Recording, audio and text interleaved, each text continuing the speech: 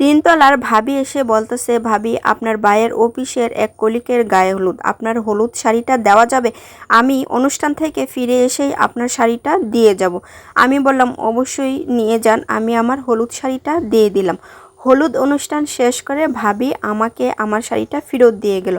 ফেরত নেওয়ার সময় দেখলাম শাড়িটার মধ্যে বেশ কয়েকটা স্পট আছে, আর ভাবি এগুলো পরিষ্কার না করে ফেরত দিয়ে গেলেন। আমি কিছুই বললাম না। এছাড়াও ভাবি মাঝে মধ্যে ডিম, পেঁয়াজ, আদা, রসুন, ডাল এগুলো আমার কাছ থেকে নিতেন, আমি ফেরত নিতাম না। একদিন ভাবি এসে বলতেছে, ভাবি আপনাদের ওয়াইফাই পাসওয়ার্ডটা দেওয়া যাবে? আমি বললাম অবশ্যই দেওয়া যাবে, আমরা তো মাত্র দুজনেই ওয়াইফাই ব্যবহার করি, আপনিও নিয়ে যান। আর এর জন্য ভাবি আমাকে বাড়তি কোনো টাকাও দেয় না, সে ফ্রিতেই ওয়াইফাই ব্যবহার করে। তো এই সুবাদে ভাবির সাথে আমার অনেক মিল। ভাবি প্রায়ই আমাদের ভাষায় আসতো আর আমার সাথে অনেক গল্পগুজব করতো। তো একদিন গল্পের ছলে ছলে ভাবি বলে উঠলেন, জানেন ভাবি, কালকে রাত্রে আমরা নেটফ্লিক্স থেকে একটা মুভি দেখেছিলাম, আর মুভিটা দেখে আমি আর আপনার ভাই দুজনেই অনেক বিনোদন পেয়েছি। ভাবির কথাগুলো শুনে আর মুভির কাহিনী শুনে আমার খুব ভালো লাগলো। আর আমি বললাম, কি বলেন ভাবি, মুভি দেখতে তো আমিও অনেক বেশি পছন্দ করি, তো নেটফ্লিক্স থেকে আপনি আমাকে মুভিটা একটু দিবেন, আমি দেখব। তখন ভাবি বললেন, ঠিক আছে আসেন আমার বাসায়। তখন ভাবির সাথে আমি ওনার কাছে গেলাম, আমি বাইরেই দাঁড়িয়েছিলাম।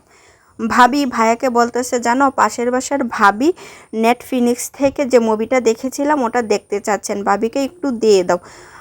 ভাইয়া জানতো না যে আমি বাইরে দাঁড়িয়েছিলাম। উনি জুড়ে জুড়ে বলতেছিল যে কেন আমি ওনাকে মুভি দিব, আমি নেটফ্লিক্স থেকে এটা টাকা দিয়ে খরচ করে কিনেছি, ওনাকে শুধু শুধু আমি কেন দিতে যাব। অনেক চিল্লাচিল্লি করলেন, আর এই কথাগুলো শুনে আমি চুপচাপ চলে আসলাম।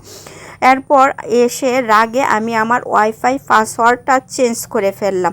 এর কিছুক্ষণ পর ভাবি আর ভাই দুজনে আসলেন, এসে বলতেছে, ভাবি আপনাদের ওয়াইফাইয়ে কি কোনো সমস্যা নাকি নেট প্রবলেম? আমাদের এখানে তো ওয়াইফাই কোনো কাজ করতেছে না। তখন আমি বলে ফেললাম, আমি ওয়াইফাই পাসওয়ার্ড চেঞ্জ করেছি, এই জন্য কাজ করছে না, আর আমি কেনই শুধু শুধু আপনাদের ওয়াইফাই পাসওয়ার্ডটা দিব।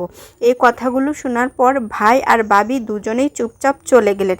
এর দুদিন পর ভাবি এসে বলতেছে, ভাবি আপনি যে নেটফ্লিক্স থেকে মুভিটা দেখতে চেয়েছিলেন, কই তারপর নিলেন না তো? তখন আমি বললাম, না আপনাদের মুভি আমি কেন শুধু শুধু দেখব, আমি কারোর মুভি দেখি না।